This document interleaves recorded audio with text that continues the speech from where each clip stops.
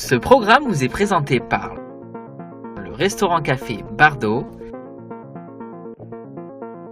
l'agence immobilière Invest Miami et votre voyagiste Contact Tour.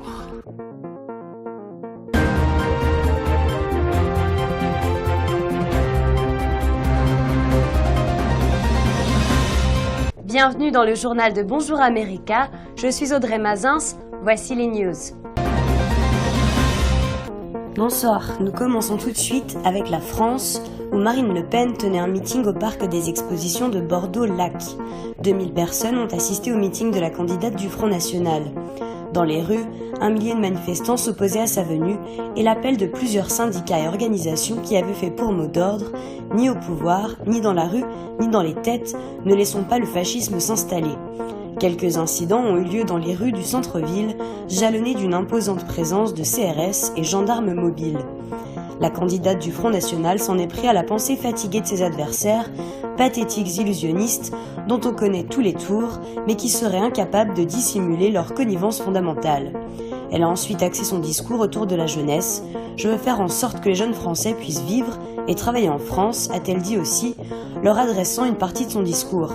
Marine Le Pen a appelé les gens de droite à ne pas se laisser abuser par François Fillon, sans revenir sur la sortie de l'euro qui pourrait pourtant lui coûter des voix. En Amérique latine, plus précisément en Colombie. Plus de 250 morts et toujours plus d'une centaine de disparus dans une coulée de boue provoquée vendredi par de fortes pluies. Un bilan encore provisoire, alors que des recherches sont toujours en cours pour trouver des survivants ou des cadavres. Le président, Juan Manuel Santos, a évoqué dimanche 2 avril un bilan de 254 personnes, dont 43 enfants, rappelant que ces chiffres étaient malheureusement encore provisoires. Les eaux ont emporté des maisons, des véhicules, des arbres et détruit au moins 2 ponts, a ajouté l'armée qui a détaché des soldats pour participer au secours. De violentes pluies dues au phénomène climatique El Niño affectent depuis plusieurs semaines la région andine du nord-ouest de l'Amérique latine, provoquant des inondations au Pérou, où 101 morts et plus de 900 000 sinistrés ont été répertoriés à ce jour. Toujours en Amérique latine, au Venezuela. Aujourd'hui lundi, les ministres des Affaires étrangères du Brésil, d'Argentine, du Paraguay et de l'Uruguay, partenaires du Venezuela au sein du Mercosur, ont participé à une réunion de crise sur le Venezuela, a annoncé Buenos Aires vendredi. Face à la grave situation institutionnelle en République bolivarienne du Venezuela, les États membres signataires du traité d'Asunción ont décidé de convoquer une réunion urgente des ministres des Affaires étrangères ce samedi 1er avril, a indiqué le ministère argentin des Affaires étrangères. Le lieu de la réunion n'a pas été précisé, mais elle devrait se tenir dans la capitale argentine, selon une source diplomatique. À Caracas, la Cour suprême s'est octroyé les pouvoirs du Parlement, contrôlé par l'opposition, et les accusations de coup d'État pleuvent sur le régime du président Nicolás Maduro, successeur d'Hugo Chavez. Aux États-Unis, Donald reçoit le président Sisi. Après 4 ans de relations tendues avec l'administration Obama, Le Caire et Washington sont en quête d'une entente cordiale. Le président égyptien Abdel Fattah al-Sisi a rencontré aujourd'hui son homologue américain Donald Trump, l'occasion de resserrer les liens entre les deux pays.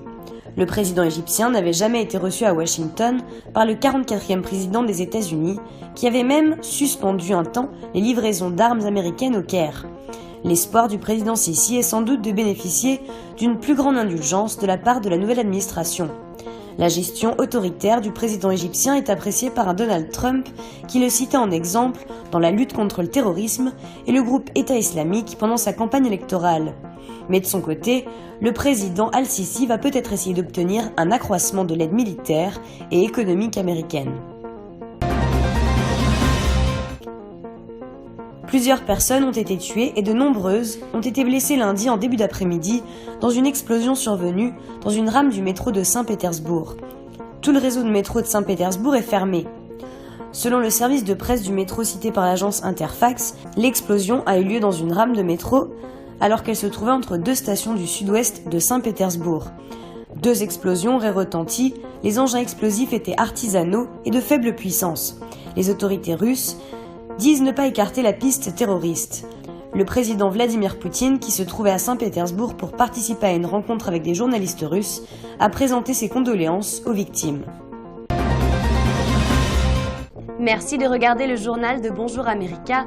À bientôt.